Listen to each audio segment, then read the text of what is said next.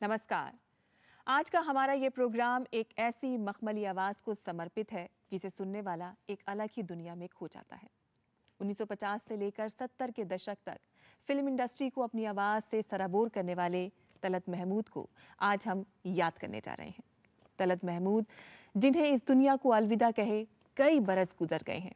1998 में वो इस दुनिया को अलविदा कह गए थे, लेकिन अपनी आवाज़ और अपने गाए गीतों के जरिए वो आज भी लोगों के दिलों में बसते हैं।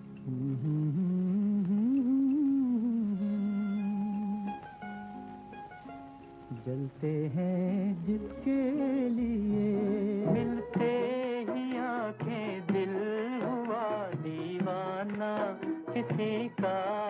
इतना न मुझसे तू प्यार बढ़ा कि मैं एक बादल आवारा, कैसे किसी का सहारा बनूं कि मैं खुद बेघर बेचारा। इसलिए तुझसे मैं प्यार करूं कि तू एक बादल आवारा, जन्म जन्म से हूँ साथ तेरे, है नाम मेरा जल की धारा। और उनको याद करने के लिए आज हमारे साथ स्टूडियो में एक खास मेहमान मौजूद हैं। हम बात कर रहे हैं सहर जमा की। सहर जमा का तारुफ हम आपसे करवा दें। वो एक अवार्ड विनिंग जर्नलिस्ट हैं और एज अ न्यूज़ कास्टर वर्षों का तजुर्बा रखती हैं। लेकिन सबसे ज़्यादा ख़ास जिस चीज़ के लिए हमने यहाँ उनको बुलाया है, वो बता दें कि वो तलत महमूद की नातिन हैं, यानी कि तलत महमूद जो हैं वो उनके नानी के भाई होते हैं। और सहर जमा ने एक बहुत ही अच्छा काम किया है। आपको बता दें कि तलत महमूद के शताब्दी वर्ष को चिन्हित करते हुए उन्होंने उन पर एक बायोग्राफी लिखी है। ये बायोग्राफी में उन्होंने उनके ज़िंदगी के तमाम पहलुओं को कुछ इस तरह से छुआ है कि शायद वो कहीं और आपको ना मिल सकें। तो आज हम उसी पे बात करेंगे और हमारे साथ इस वक्त मौजूद हैं सहर जमा। बहुत शुक्रिया आपका। बहुत ही करीबी और बहुत ही प्यारा रिश्ता आपका उनसे रहा है जी। तो जाहिर सी बात है कि मैं आपसे यही जानना चाहूँगी कि जब आपको ये कब महसूस हुआ कि ये जो आप गीत सुन रही हैं या ये जो आवाज़ आप सुन रही हैं वो एक ऐसी आवाज़ है जिसे लाखों लोग पसंद करते हैं, और कब आपको ये एहसास हुआ कि ये फिल्म इंडस्ट्री की एक बहुत ही मशहूर आवाज़ है, आप तलत महमूद को सुन रही हैं? देखिए, हमको बचपन में तो एहसास नहीं था इस बारे में। 10-12 साल की उम्र में पता चला, बताया गया फिर थोड़ा, मगर तब भी कोई फ़र्क नहीं पड़ा बिकॉज़ एक बच्चे के लिए एक वो नाना ही रहे घर जी। पे जो मज़ाक करते हैं। जो हमारे गर्मी की छुट्टी में जब हम बम्बई आते थे तो हम उनको बम्बई नाना बुलाते थे, क्योंकि वो बॉम्बे में रहते हैं तो वो बम्बई नाना ऐसे उनका नाम पड़ गया। तो उनके साथ वक्त गुजारते थे स्कूल की गर्मी की छुट्टियों में। And it was always about going to the summer holiday, और नाना के साथ वक्त गुजारना। वो घुमाने ले जाते थे अपने बेटे खालिद महमूद को, बताते थे कि ये बच्ची को घुमाने ले जाओ, बच्चों को आइसक्रीम खिलाओ, जूहू ले जाओ, जगहें दिखाओ। तो इट हमेशा उसी के बारे में था। ऐसी कोई म्यूज़िक, गाने, मुशायरा, शायरी, गज़लों की ऐसी कोई बात नहीं होती थी। बट हमेशा पता था उनके घर पे उनके जो पुराने फैमिली एल्बम्स थे, मेरे अपने घर पे जो उनकी पुरानी तस्वीरें which was all part of the family albums, वो सब हमने देखा हुआ था। तो एहसास तो था कि वो एक बहुत बड़े फिल्म स्टार और कलाकार रह चुके हैं। ये आपको ख्याल कैसे आया कि उन पे बायोग्राफी लिखी जा सकती है? 2014-15 में मुझे उनके नाम पे एक कॉन्सर्ट करने का ख्याल आया, जिसको मैंने जश्न तलत का नाम दिया, क्योंकि उन तलत महमूद का जो जश्न है, it's a celebration of Talat Mahmood, तो मैंने उसको जश्न तलत एक नाम दिया। और वो ख्याल इसलिए आया क्योंकि उसमें भी एक बहुत ही पर्सनल मेरा किस्सा जुड़ा हुआ है। मैं ऑफिस जा रही थी अपने न्यूज़ स्टूडियो, और and I was a new mom. मेरा बेटा उसी वक्त पैदा हुआ था, 1-1.5 साल का था। एंड मैंने फिर प्रेगनेंसी के कुछ ब्रेक के बाद आई रीजॉइंड द स्टूडियो, मगर उस वक्त उसे मेरे बेबी को बुखार था उस टाइम, और मेरा बिल्कुल जी नहीं कर रहा था कि मैं छोड़ के जाऊं। और बट स्टूडियो बुकिंग्स हो चुकी थी एंड कुछ ऑब्वियसली कुछ लास्ट मिनट कैंसिल नहीं हो सकता था। तो मैं बहुत ही जैसे कहते हैं दिल पे पत्थर रखे मैं जा रही थी अपनी न्यूज़ स्टूडियो काम करने। तो I was driving to work, और मैंने रेडियो ऑन किया अपनी गाड़ी में, और वो उनका एक गाना आ रहा था, आई थिंक इट वाज शाम गम की कसम, और उनके आवाज़ के बारे में जो सब बात करते हैं, मखमली है, आपको सुकून देती है, चैन शांति देती है, सॉफ्ट वॉइस है। सुनते तो थे हम हमेशा, और हमें भी पता था कि वेलवेट, सॉफ्ट वेलवेट वॉइस बोली जाती है, बट जो बहुत ही स्ट्रॉन्ग पर्सनल एक्सपीरियंस था कि ये मखमली आवाज़ मुझे आराम दे रही है, मेरी उलझन के वक्त मुझे आराम दे रही है। शामे गम की कसम, आज गमगीन हैं हम, आ भी जा आज मेरे सनम, शामे गम की कसम। So then I felt very strongly कि ये खूबसूरत आवाज़ तो मेरे घर में ही थी, एंड मुझे एक ट्रिब्यूट के तौर में I want to give back. I feel so grateful कि उन्होंने मुझे उस वक्त, उनकी आवाज़ ने मुझे इतना चैन दिया। सो आई थॉट कि हम ये जश्न तलत एक कॉन्सर्ट शुरू करेंगे। उनके गानों की बात होती है, उनकी फ़िल्मों की बात हुई, मगर उनकी ज़िंदगी के बारे में इतनी सारी चीज़ें, तो उसके लिए किताब ज़रूरी है। और वो ख्याल ऐसे आया, वो टाइमिंग भी बहुत अच्छी थी।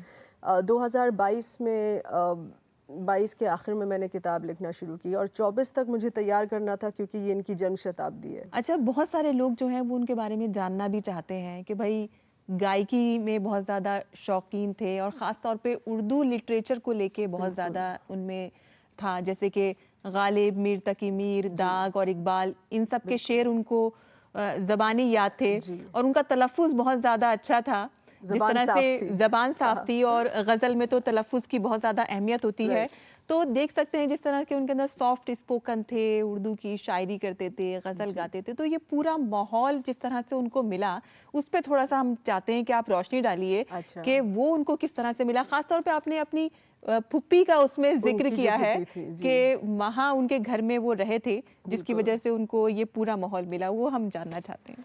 घर में उनके वालिद साहब, मतलब उनके फादर के घर में और उनके फूफी के घर में, पूरे ख़ानदान में यही माहौल था। It was a very cultural atmosphere. मगर उनकी जो फूफी थी, उनके वालिद की बहन, वहाँ कहीं ज़्यादा स्ट्रॉन्ग माहौल था इसका, जहाँ आर्टिस्ट और कलाकार आते थे, अपना गाना सुनाते थे, गज़लें सुनाते थे, मुशायरे होते थे।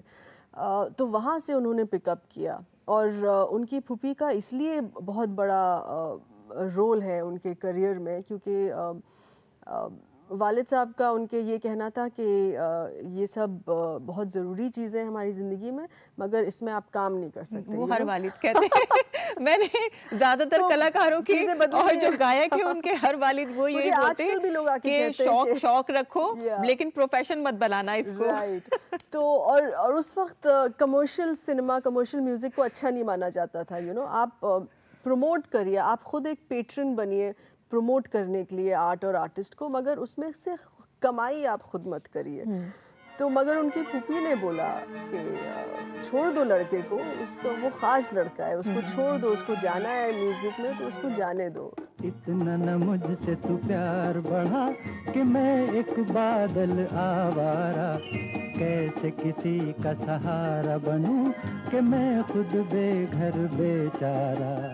तो वहीं पे पास में वहीं पे रहते थे, 2-3-4 गलियां दूर भाटखंडे था मैरिज कॉलेज। तो फिर उनका चलो ग्रेजुएशन म्यूज़िक में ही कर लेते हैं, म्यूज़िक में ही ग्रेजुएशन। हाँ, तो ग्रेजुएशन म्यूज़िक में किया।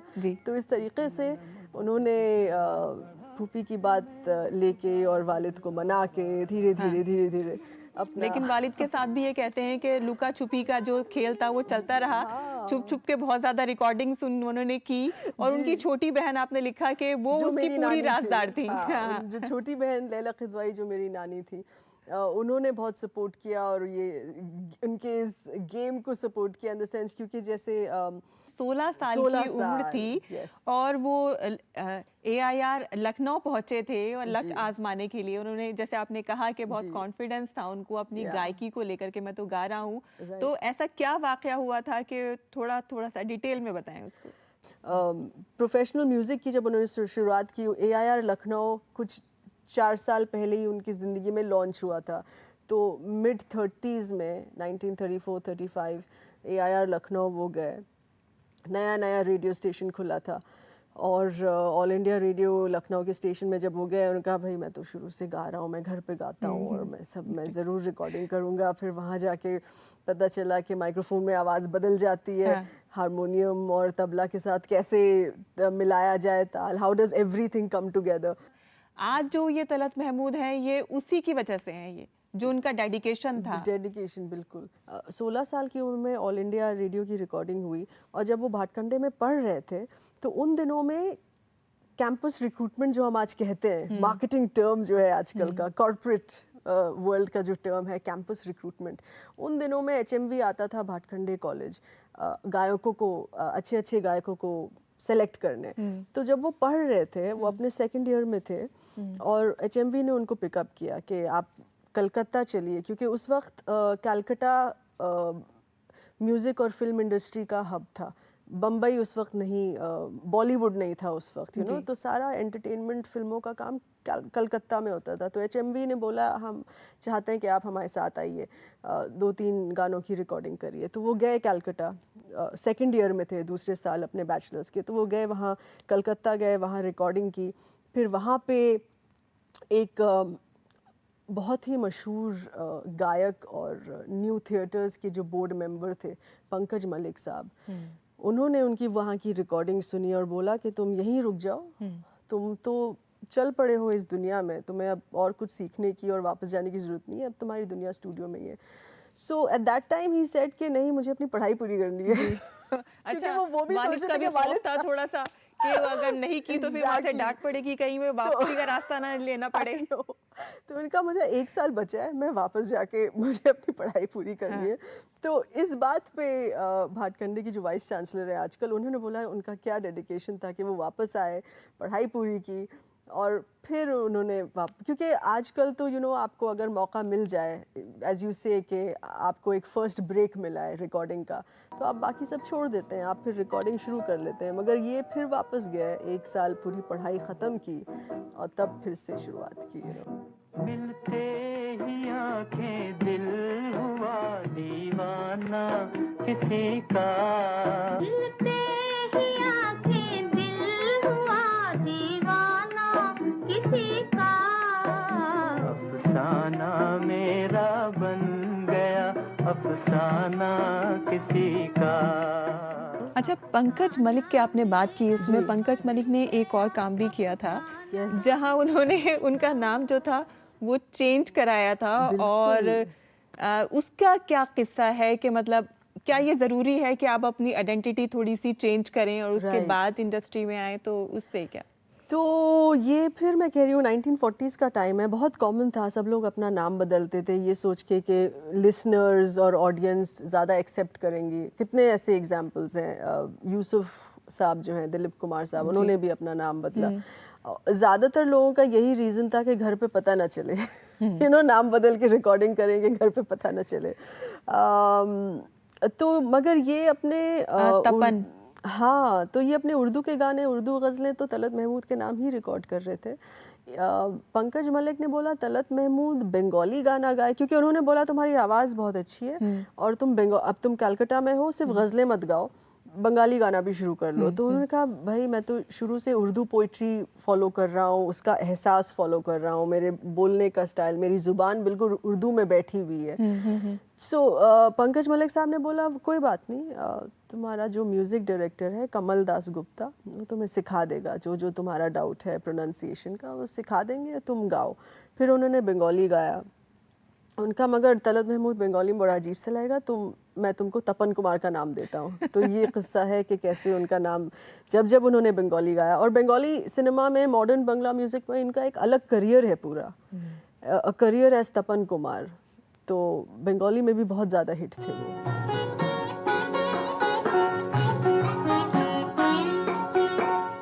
रूपे रोई प्रदीप जेले की होबे तुम्हार, काछे केउ ना एले বার, মনে রই এত মধু কেন জমেছে, যদি কেউ না থাকে নেবার। कलकत्ता के साथ बहुत ज़्यादा यादें उनकी साथ जुड़ी हुई हैं। महाराष्ट्र में भी, मतलब मराठी में भी उन्होंने गाने गाए जी। और ये हम कह सकते हैं कि एक मल्टी टैलेंटेड आवाज़ लोगों को सुनने को मिली। और ऐसा नहीं है कि उनकी आवाज़ में सॉफ्टनेस थी, क्योंकि आप मराठी में गाना गाते हैं तो हार्डनेस आती है, या फिर बंगाली में गाएंगे Right. थोड़ी सी आएगी। तो हम कह सकते हैं थोड़ा मॉड्यूलेशन तो था ही उनकी राइट, आवाज़ में। मॉड्यूलेशन था। I think he was great with language. Multilingual person जो होता है वो बिल्कुल हर सही प्रोनाउंसिएशन बैठ के समझ के उसको उन्होंने उसमें गाने गाए, क्योंकि आप उनके रीजनल म्यूज़िक का पूछ रही हैं तो मगर उनकी जो सॉफ्टनेस थी वो हर भाषा में रहती थी। इनफैक्ट तेलुगु में गाया, मलयालम में गाया।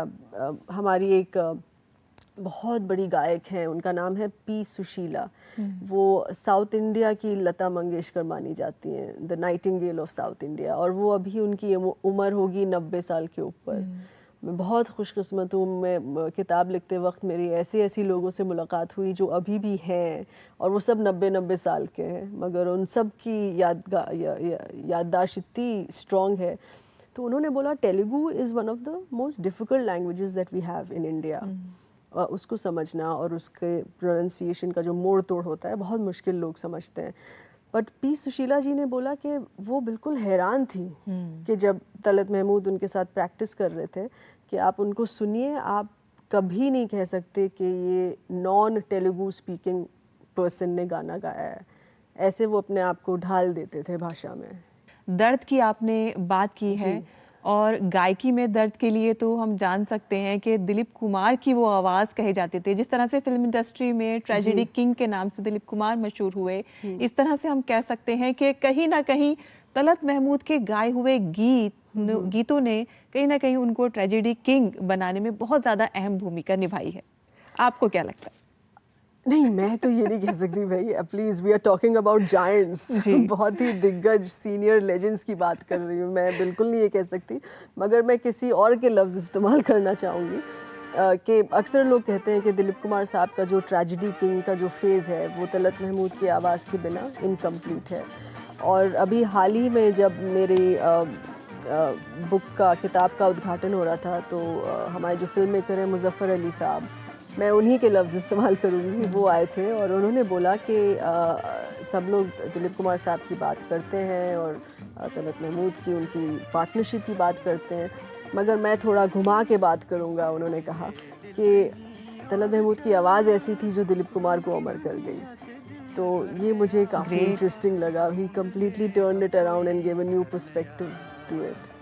मेरे दिल कहीं और चल, गम की दुनिया से दिल भर गया, ढूंढ ले अब कोई घर नया, ऐ मेरे दिल कहीं और चल।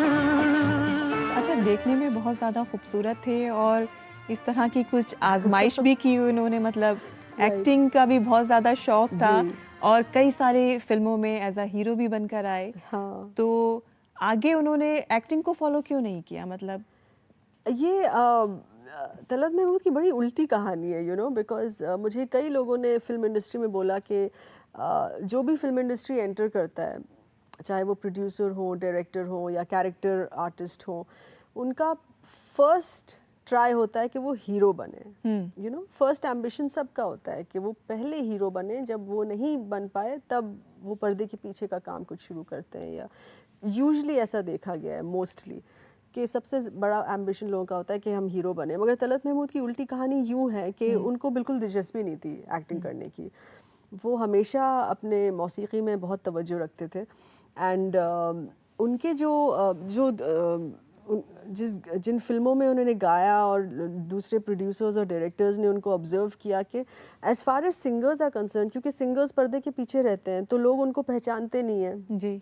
और पहले तो 1950s गोल्डन एरा में, even before magazine started, film magazine, film media कुछ नहीं था, तो लोग सिर्फ आवाज़ पहचानते थे, उनकी शक्ल नहीं जानते थे। बट फिल्म इंडस्ट्री में लोगों ने नोटिस किया कि भाई तलत को बहुत लोग पहचानते हैं, ख़ास करके फीमेल फॉलोइंग। और सारे सिंगर्स में से इस तरीके का जो पागलपन का जो फीमेल फॉलोइंग हमने देखा ही नहीं कभी। कभी कभी तो फीमेल फॉलोइंग उनकी एक्टर्स से भी ज़्यादा होती थी। तो उनको बाकायदा घसीटा गया कैमरा के सामने कि तुम्हारे पास शक्ल है, हाँ, देखने में तो बहुत देखने स्मार्ट में है। तुम्हारी तस्वीरें एल्बम जी। के लिए अच्छी खिंचती हैं, तुम्हारी इतनी फीमेल फॉलोइंग है, इतना डिमांड है, तुम क्यों पर्दे के पीछे छुपे हुए हो। तो इस तरीके से उनको घसीट के बोला गया भाई एक्टिंग तो करना है। तो फिर उनका लॉन्च हुआ। पहली फिल्म तो हिट नहीं हुई, मगर नोटिस किया गया कि वो मूविंग कैमरा, वीडियो कैमरा में बहुत अच्छे लगते हैं। थोड़े से शाय थे पहली फिल्म में, बट लॉन्च हुआ और ऐसे करते करते उन्होंने कम से कम 12-13 फिल्में की होंगी। और इस हद तक कि उनकी जो को स्टार्स, उनकी जो हीरोइन होती थी उस टाइम की टॉप हीरोइंस होती थी, जैसे सुरैया, नूतन, माला सिन्हा। और कुछ कुछ तो उनकी जूबली हिट्स भी हो गई, जैसे सुरैया के साथ जो वारिस है वो जूबली हिट थी। बट आई थिंक शेड्यूल बहुत ज़्यादा खिंच जाता था, क्योंकि सुबह का रियाज होता था और फिल्मी शूट रात की होती थी। फैंस उनके बहुत घबरा गए कि आप छोड़ रहे हैं गायकी, ऐसा ना हो आप गायकी छोड़ दें, एक्टिंग में इतने शामिल हो जाएं। फीमेल फैंस की आपने बात की, सुरैया के साथ बहुत ज़्यादा उनका लगाव राइट। रहा है और किस्सा भी बहुत ज़्यादा कहे जाते हैं उनके। आप भी कुछ इसके बारे में थोड़ा सा डिटेल बताएं। सुरैया के साथ उनकी दोस्ती बहुत अच्छी थी, माला सिन्हा के साथ बहुत अच्छी दोस्ती थी। सुरैया जी के साथ जो उनके डुएट्स हैं मिर्ज़ा गालिब के, बहुत ज़्यादा मशहूर हुए। दिले नादां तुझे हुआ क्या है, दिल नादां तुझे हुआ क्या है, आखिर इस दर्द की दवा क्या है। दिल नादां तुझे हुआ क्या है। बाकी जो उनके फिल्म के जो डुएट्स थे वारिस में, राही मतवाले, राही मतवाले तू छेड़ एक बार मन का सितार, जाने कब चोरी चोरी आई है बहार, छेड़ मन का सितार। बहुत पॉपुलर उनकी पेयरिंग थी सुरैया के साथ। माला सिन्हा के साथ बहुत अच्छी दोस्ती थी, बहुत वो लोग मुलाकात करते थे out of sets, family friends थे। सुरैया के साथ कुछ छेड़खानी भी थी जो आप बता रही हैं कि जब वो फिल्म में 7 फेरे ले रहे थे तो उन्होंने बोला कि देखो 7वां फेरा हो जाए तो शादी हो जाएगी। तो सुरैया जी ने कहा चलिए कर लेते हैं, कुछ तो बोला आपने, आप तो इतने शर्मीले हैं, आप कभी कोई बात ही नहीं करते, कम से कम ये बात तो करिए आपने। अच्छा, आपने एक वर्ड यूज़ करा, बहुत ज़्यादा शर्मीले हैं। हाँ। देखने में शर्मीले हैं, एक्टिंग की इन्होंने कोशिश करी, गायकी में बहुत ज़्यादा थे। हो सकता है कि वो शर्मीले हो, लेकिन लीडरशिप क्वालिटीज़ उनके अंदर बहुत ज़्यादा थी। मतलब चीज़ों की पहल करने के अंदर बहुत ज़्यादा जी। उनके अंदर देखा गया। जिस तरह से उन्होंने बाहर जाके कॉन्सर्ट करने का उन्होंने एक पहल की, उसको हम जानना चाहेंगे आपसे कि हाँ। वो उन्होंने किस तरह से सोचा। तो ये 1956 की बात है, मतलब बीच गोल्डन एरा की जो हम बात कर रहे हैं। 1950s में ये टॉप मोस्ट सिंगर थे। मुकेश जी और मोहम्मद रफ़ी साहब बिल्कुल थे उस ज़माने के, मगर उनके जो 50s का करियर है उस टाइम पे वो टॉप मोस्ट थे, सबसे एक नंबर के थे और अव्वल नंबर के थे। और उनकी बहुत ज़्यादा डिमांड थी। हमारे जो एशियन डायस्पोरा के जो लोग हैं या जो NRIs हैं दूसरे देशों में, और तो उन्होंने डिसाइड किया कि अगर डिमांड है, लोग उनको बुला रहे हैं और ऐसा हो सकता है कि कॉन्सर्ट हो, तो उन्होंने that early back in the day 1956 में अपना पहला म्यूज़िक कॉन्सर्ट किया। And he was the first singer from India who started global tours. और उनको देखते उनके जो दूसरे दोस्त थे, मुकेश जी, लता दीदी, उन्होंने देखा कि कितना सक्सेसफुल रहा, तो फिर उन्होंने भी टूर्स किए। मगर वो जहाँ जहाँ जाते थे mostly US, UK, royal Albert hall, वहाँ वो पहले इंडियन सिंगर होते थे। तो उन्होंने लिटरली अपने दोस्तों के लिए एक रूट मैप बना दिया कि भाई कॉन्सर्ट्स करने तो यहाँ यहाँ ज़्यादा डिमांड है, इन इन जगहों पे कॉन्सर्ट्स करो। एक आपसे आखिरी सवाल ये पूछेंगे कि जब उन्होंने इस दुनिया को अलविदा कहा, यानी कि जब वो गए यहाँ से, तो उस वक्त किस तरह का माहौल आपने देखा और क्या आपको लगा कि क्या चीज़ जो है वो कहीं ना कहीं खो गई है, कहीं टूट गई है? लोगों का रिएक्शन क्या था? क्या माहौल आप देखती थी उस वक्त? घर वालों का, उनके फैंस का क्या था? बड़ा इमोशनल सवाल किया आपने ये। तो ये 1998 था और मैंने अपना स्कूल ख़त्म ही किया था, कॉलेज शुरू ही किया था। और जब ख़बर निकली तो एक तो घर पे बहुत ज़्यादा मीडिया आ गया। उस वक्त कुछ 2-3 ही चैनल थे 1998 में, मगर वो सब लोग आ गए, फिर प्रेस के लोग, प्रिंट के लोग, बहुत लोग आ गए बात करने और सब। मुझे पता चला कि वो खामोशी से लोगों के दिलों में रह रहे थे, बिकॉज 1998 में तो इवन इन 1998 गोल्डन एरा का ज़्यादा कोई बात नहीं करता था। उनकी गज़लें मशहूर थे, गाने मशहूर थे, मगर रोज़मर्रा की ज़िंदगी में कोई ऐसे बात नहीं करता था। तो कभी उनको भी अपने आखिर सालों में लगता था शायद लोग मुझे भूल गए, मगर अगर वो देखते कि क्या रिएक्शन है लोगों का, वो बिल्कुल खामोशी से लोगों के दिल में बैठे हुए थे। और जब वो गुज़र गए, न्यूज़पेपर हेडलाइंस में स्टोरीज़ आई, प्राइम टाइम 9 PM न्यूज़ में स्टोरीज़ आई, घर पे बहुत लोग आ गए प्रेस में, तो मुझे भी ये एहसास हुआ कि एक कलाकार कभी नहीं गुज़रता। आप घर पे शायद वापस जाके तलत महमूद के गाने सुने, मगर उसकी बात नहीं करेंगी, मगर वो आपके दिल में बैठे रहेंगे खामोशी से।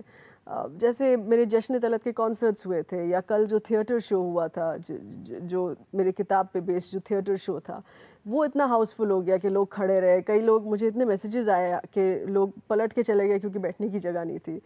And this is Talat at 100, Talat शताब्दी, मगर वो अभी भी लोगों के दिलों में बैठे हुए हैं। और इस बात का एहसास तभी होता है जब आप जैसे इंटरव्यूज हुए और जब कोई मंच पे बात हो, तब पता चलता है कि उनकी फ़ैन फॉलोइंग बहुत ही ज़्यादा डेडिकेटेड और स्ट्रॉन्ग है। आई थिंक फिनोमिनल है, और वो बहुत हम्बल थे इस बारे में। वो सिर्फ एक ज़बरदस्त कलाकार ही नहीं थे, but even as a person, जो आपने कहा बहुत पहल की कॉन्सर्ट शुरू करने में, या रॉयल्टी राइट्स बैटल शुरू करने में, सिंगर्स की जो रॉयल्टी राइट्स होती है, इतनी चीज़ों में पहल की। तो बहुत ही इंस्पायरिंग स्टोरी है ये। और आई फेल्ट वेरी स्ट्रांगली कि ये इनका जन्म शताब्दी है, तो बहुत ज़रूरी है कि लोगों को बताया जाए। तस्वीर नहीं बनती, तस्वीर नहीं बनती।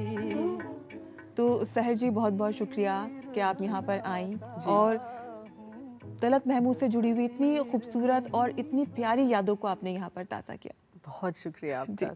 तो अगले हफ्ते हम फिर हाजिर होंगे आपके लिए कुछ नया लेकर। तब तक के लिए हमको इजाज़त दीजिए। Bye bye, take care and नमस्कार।